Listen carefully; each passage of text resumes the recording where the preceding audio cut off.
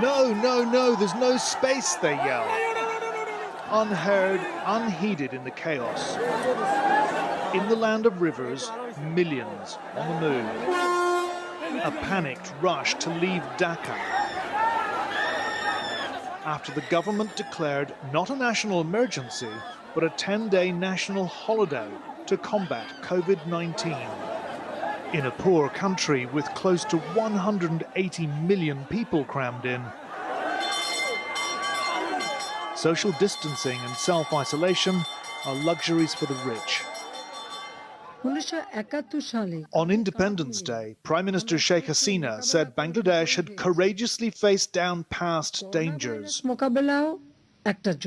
We won our war of independence, she said, and coronavirus is a war too. We will win again. As news of the sweeping contagion spread last month, a well-meaning religious leader gathered the faithful to pray for deliverance, offering healing Quranic verses. The mass prayer event triggered alarm. The true extent of infection in Bangladesh is unknown. An attempted national lockdown has left already impoverished people jobless, hungry, increasingly desperate and dependent on handouts. With experts warning that only the immediate implementation of aggressive countermeasures can avert what they call unimaginable damage, the government's deployed troops to enforce social distancing, streets sprayed with disinfectant. A senior Bangladeshi doctor, insisting on anonymity, told Channel 4 News they'd done what they could to prepare, but resources are limited. Our people are not aware of the danger, he said. If there is mass infection, our health system will be totally devastated. This disease has already disrupted what seem to be stable, well-resourced nations. So Bangladesh has an enormous challenge in front of it, undoubtedly.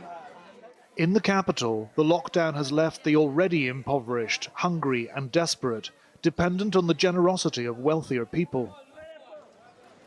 Coral Slum, Dhaka, a vast, tin-roofed shanty whose 50,000 densely packed residents have no ivory towers to retreat to. The people of Coral know about the virus, but feel helpless. The lady in red says if they can't work, they'll starve. And her friend complains that food is being distributed unfairly. Asma's aware of the 2-meter rule.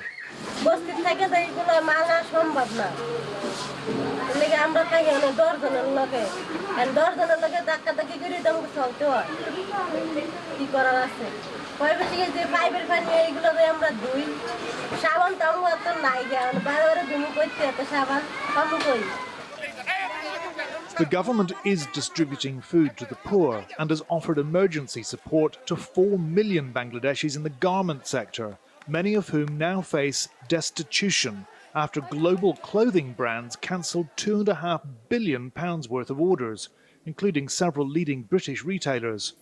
The Garment Manufacturers Association has appealed to fashion firms to honour contracts. If we don't have that support for the next 3 months, we will be having 4.1 million workers literally out on the streets. And this is a social chaos we cannot afford.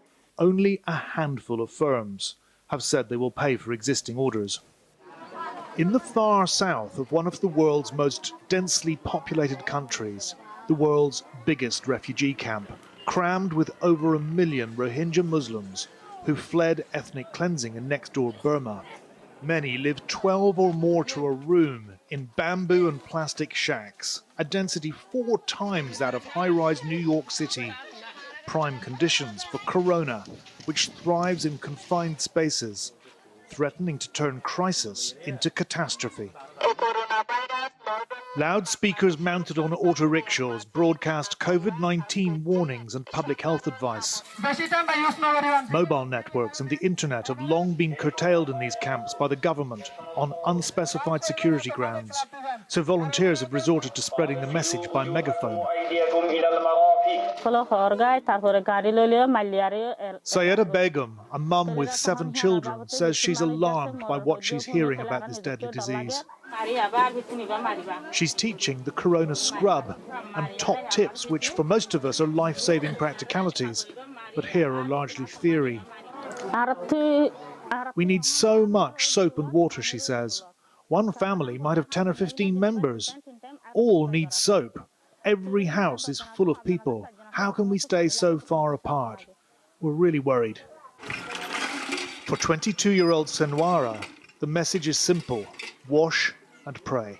The imam and religious scholars say it's a curse from Allah, she says, so we have to pray more. We have to read the Quran and beg Allah to help us. Death stalked the Rohingya people in the pre-corona era. They're used to it. They're resilient but very vulnerable and hopelessly ill-equipped to cope if, or more likely when, COVID-19 strikes.